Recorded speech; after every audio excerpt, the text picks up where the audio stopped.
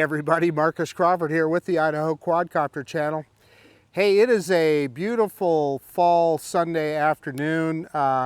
Just finished with the Drone Seekers live show a little bit ago. And man, it's just too nice of a day not to go out and fly. 77 degrees outside, a little bit of wind. I'm at the schoolyard not far from my house. And I have the DJI Air 2S. The thing about this time of year is the temperature is not too cold, it's not too warm, it's just right. And you got a lot of the leaves are changing on the trees, you got a lot of colors to look at and so forth. Get out there and fly your drone. Now, the purpose of this video is to talk about, oh, I should also add that, hey, I don't know when I'll publish this video, so it might be 2 months from now or more even before you see this in the middle of winter, so take that into consideration as well. But anyway, today is the 15th. It's the middle of October, so there you go. But at any rate, why am I bringing this drone out here today? Well, I did a video recently where I took the Air 2S and I wanted to mess around with APAS. Now, I'd been flying the Mini 3 Pro, the Mini 4 Pro, the Air 3, the Mavic 3 Pro, and APAS on those drones is phenomenal. I thought, well, you know, it was always good on the Air 2S, let's compare them. And I got out there, and man, this guy would just come to a stop. It wouldn't move around objects. And dummy me, I'm thinking, well, gosh, I guess they've just improved the technology that much. No, it was operator error. I had the drone shooting in 5.4K. So the drone, in order for APAS to work correctly on the Air 2S, you have to be under 30 frames per second. In other words, no matter what resolution you're flying in, you got to be in under 30 frames per second, and then it cannot be in that top resolution, that 5.4K. It has to be in 4K or under. So I'm bringing it out here again to let's give it another shot and show you how good APAS is on the Air 2S. Another thing I want to talk about is on the comparison test that I did between this and the Air 3, I told everybody this drone has OcuSync 2. I had a number of commenters that said, oh no, it's got OcuSync 3. Well, I looked in the manual and it's indeed OcuSync 2, but we're both right. So if you read the specifications for this drone, the transmission signal is OcuSync 2, very clearly in the manual. The FPV signal, in other words, the signal that it's going back to your, if you're using a smart controller, or in my case, my iPhone, is, they call it O3, so OcuSync 3. So I don't know, we're both right and we're both wrong on that subject. And if DJI updated it in the meantime, this is one of the early, I've had this drone for 2.5 years, so it's one of the early models. In any case, I guess that's about it. I can't think of any reason not to take off right now, so let's quit messing around. Let's get this drone in the air.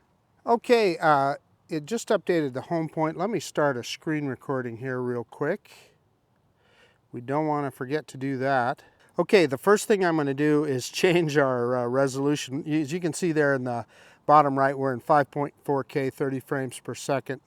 Let's fix that up. Let's go to 4K, 30 frames per second, and then our APAS will work correctly for us. Then next, let's take a look at that safety menu real quick. We're in bypass mode, which is where we want to be. Display the radar map.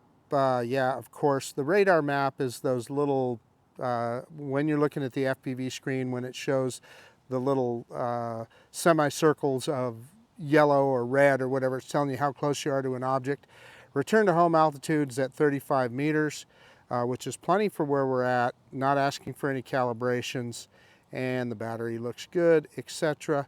What else was I going to tell you? Oh, I wanted to point out, I was doing a tracking test with one of the other drones, and somebody asked me if I had subject scanning on. Now, the newer drones, I haven't looked through all of them, but I know, for instance, The Mini 4 Pro does not have subject scanning. It's got that 360 thing, but if you turn subject scanning on, that's going to give you the little plus sign, and well, let's just go ahead and turn it on so I can show you.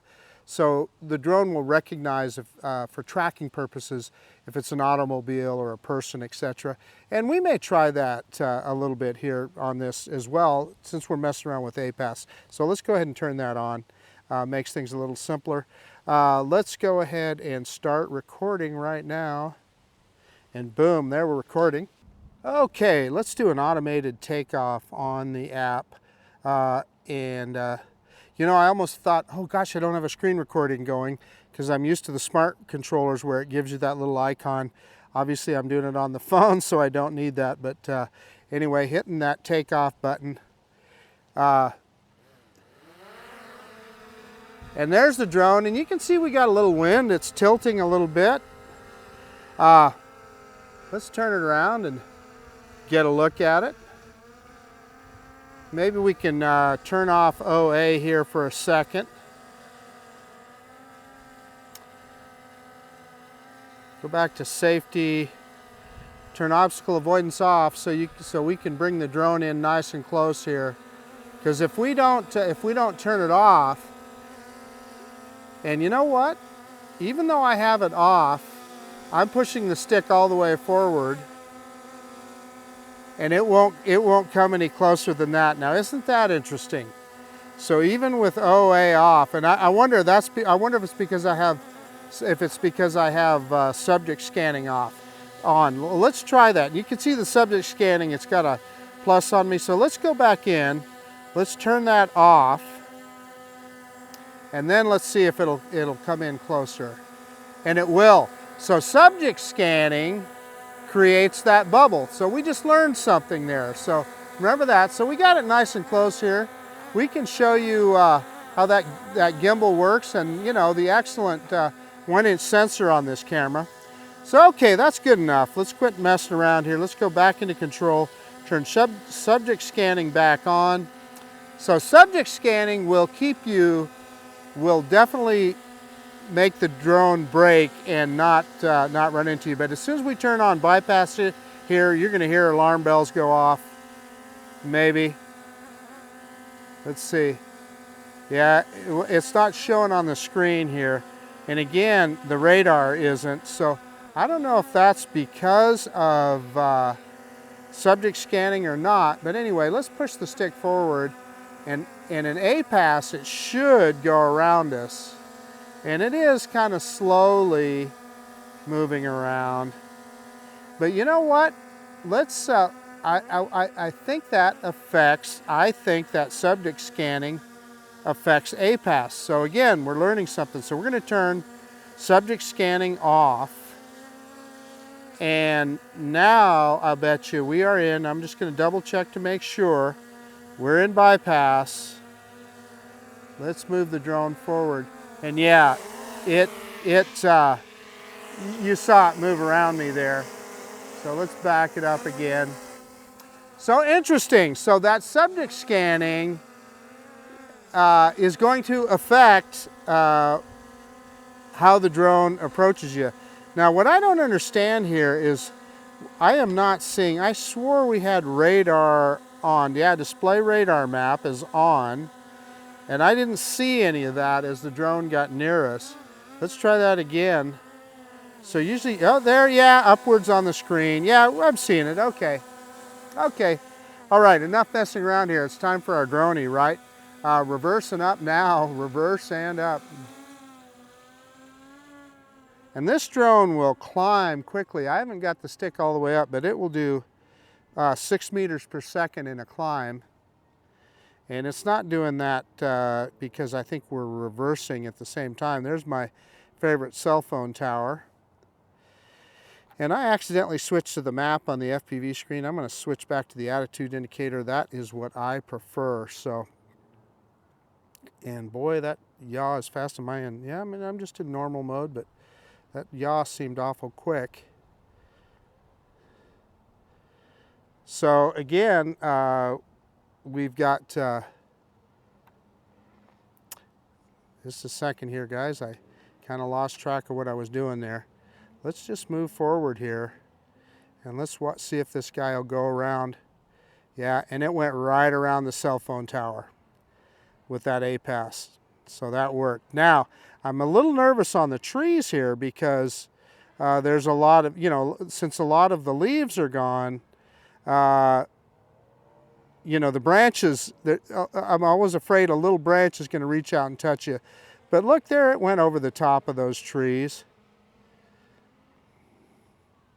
So I guess what I'm saying is that contrary to my previous video, APAS does work on this guy. Now this tree has a lot of leaves on it, so let's just head right straight for this guy. Let me pick up the camera to 0, and we're going to get down. And you can see on that radar map, it's got something behind it here. Looking at, yeah, it's got a tree behind it. But let's go straight forward, and we're in normal mode. And look, it goes right around the tree.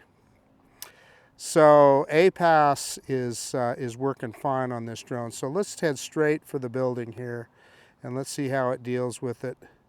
And it just goes right over the top. Let's go back down to this one, and the drone should go right over the top of it again. So let's go straight forward, and it immediately starts picking up altitude. It saw it plenty in advance.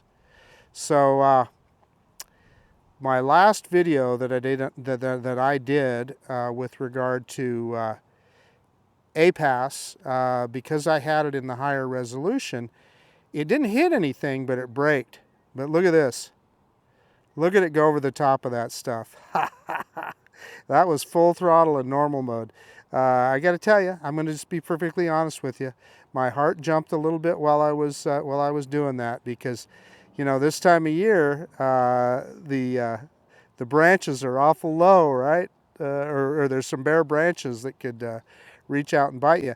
And the thing is, when I hear about people talking about, well, APAS is, in fact, I had a recent commenter telling me that I was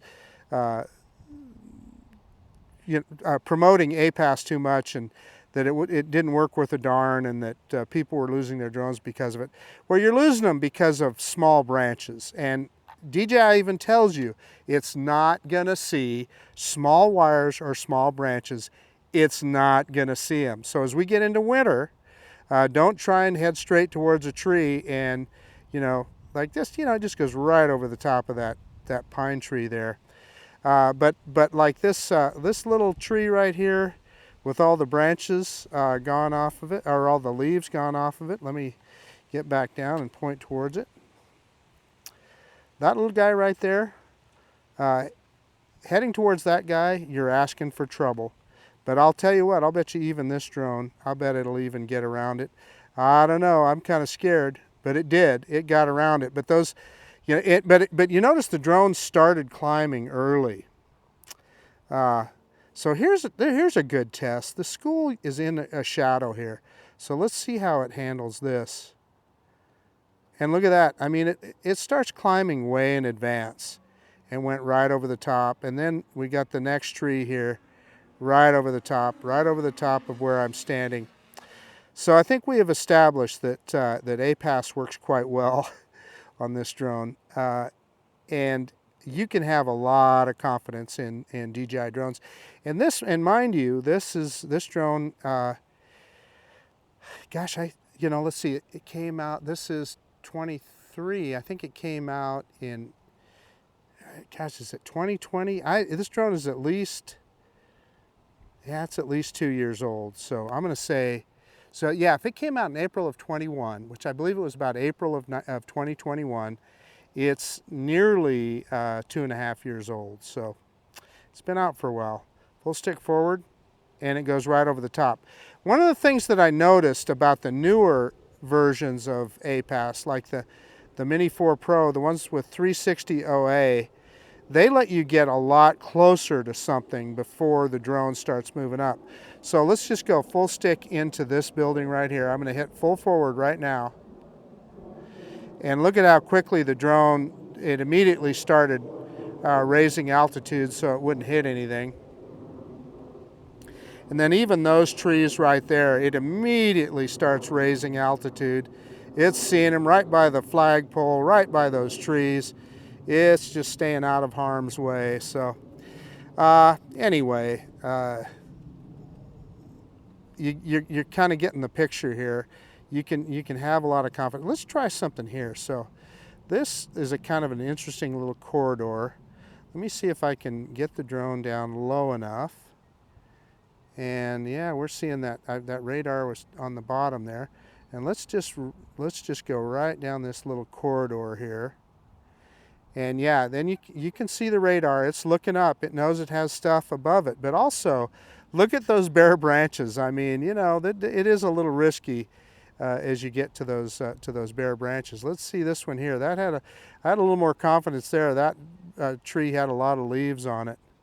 Let's just turn into the other parking lot here and see what's going on. And we can let's just head straight towards this guy.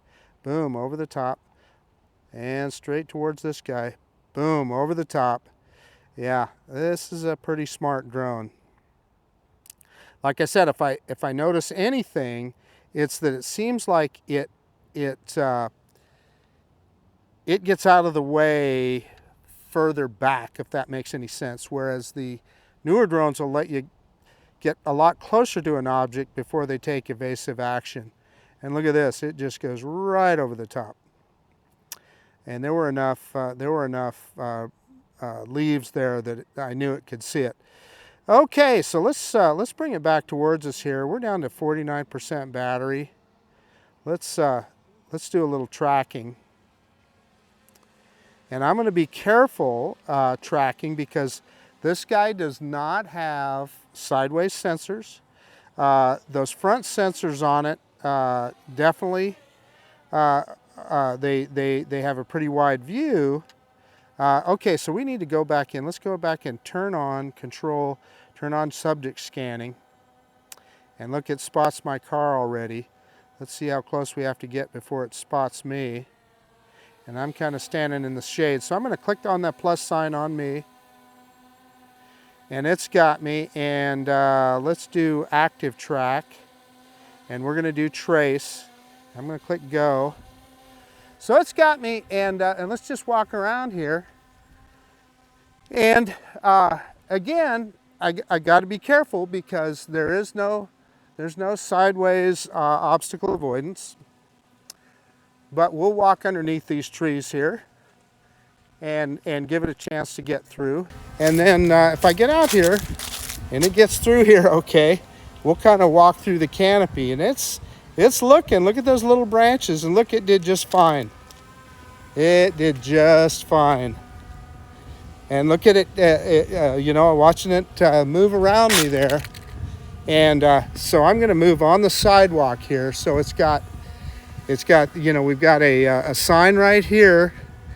Got another sign in front of me, and then it's got to look out for these trees here as well and miss those branches. Again, I wouldn't do this in the middle of winter if those branches were bare. Let's see as I go through here, let's see how it chooses to navigate that. Yeah, so it went up around it. Yeah, it's kind of interesting. Yeah, and I'm being a little bit choosy here. And again, what I won't do is do any quick sideways moves because that's just asking for trouble. This drone does not have sideways sensors, so I'm going to give it plenty of time to navigate around and stay behind me so that it's always looking ahead. If this were the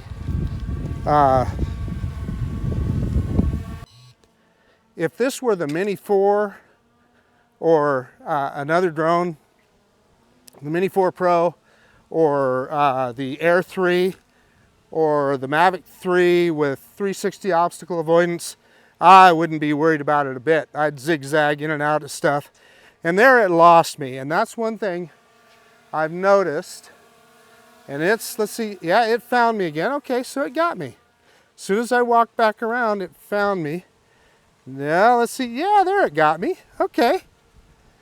So it's smart enough that it's able to reacquire the target too.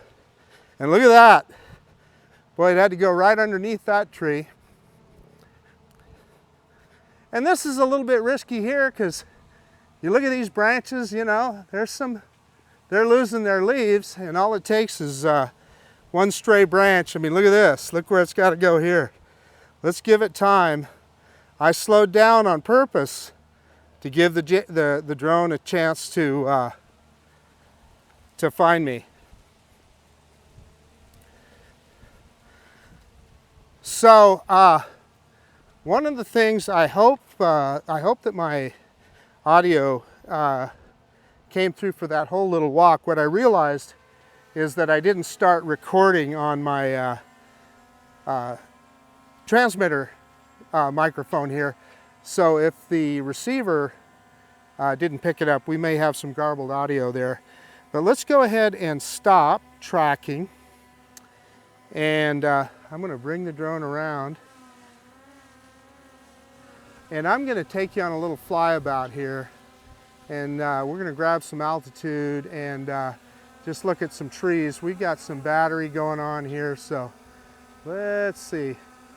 I got some guys playing disc golf there, so I'm going to stay out of their way. But in fact, I'm going to turn off subject scanning. Turn that off. And I always want to double check. Make sure we're in bypass, and we are. Just double checking. Okay, let's back it up and let's go out and let's look at some of the trees in the neighborhood here.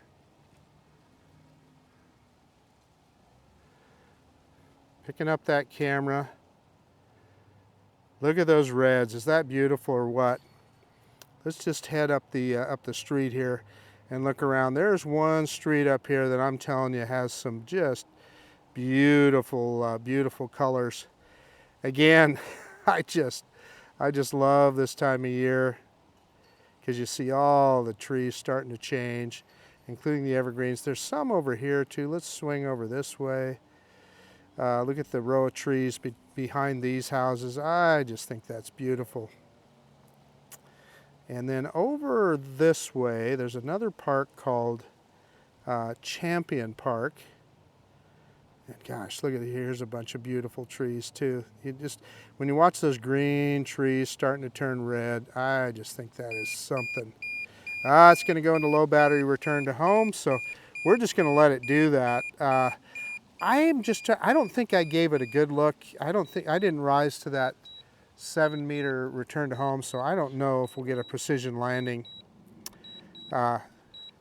Gosh, I wish we had a little bit more battery. That is one of the criticisms of this particular drone. And that's me dropping the camera down here, is you just don't have the battery life. And that's one of the things that the Air 3 brings to the table, is that additional battery life. Yeah, we're just getting into the flight. We're just having fun. And look at that, we're down to 19% battery. And you see those guys right there playing disc golf. But and it gave us an ADS-B warning, but he is way up there. That's an airliner. He is way up there. And you can see, if you look on the, if you're wondering about the ADS-B, look in the bottom left, and you can see that aircraft there. That is showing the track of the aircraft. And yeah, just tells you when to look out for him. And we get that manned aircraft nearby, and then it disappeared, so he's far enough out of our way. Look at that. Looks like it wants to land right on the curb. Probably the only place that we couldn't let it land is right on the curb. Yeah, let's move it back a little bit. Yeah, yeah, I think it's going to be okay. Yeah, it's not, and it'll pick up the camera here in a second. There we go.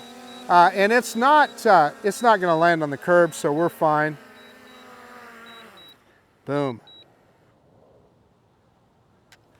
Hey, that was a darn good flight.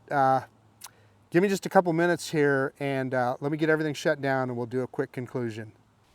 Hey, okay, the DJI Air 2S.